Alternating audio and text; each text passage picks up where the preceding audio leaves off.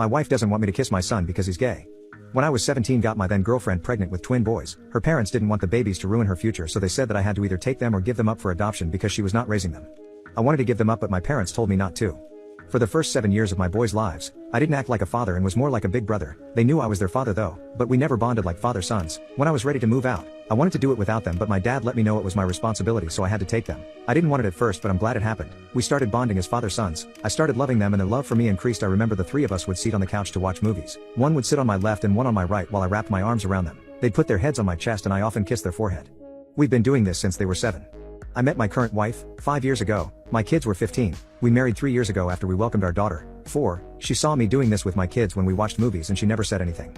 My kids are no longer living with us because they left for college, but they come to see me every now and then.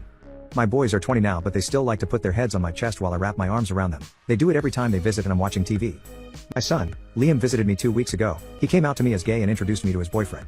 I don't care how my kids live their sexuality or who they love. I love them no matter what. I just want them to be happy and I don't feel any different. And it doesn't make me feel uncomfortable to hug him or kiss his forehead. But it seems that my wife is a little uncomfortable. My son visited me again last Wednesday, since he was here 2 weeks ago, so the first time. Officially out, I was watching Red with my daughter while playing with my slinky. She was on my left, then my son Liam arrived. He was tired and sat on my right, put his head on my shoulder while I wrapped my arm around him. Then I kissed his forehead and said, "Good to have you back, buddy." I put my slinky away and we went to sleep. The next day my wife told me that it made her feel uncomfortable, me hugging and kissing my son, and asked me not to do it again while she doesn't mind me doing it with Lucas, my other son, straight. She doesn't want me to do it with Liam. I told her that she has no business being in my relationship with my sons. I also called her homophobic.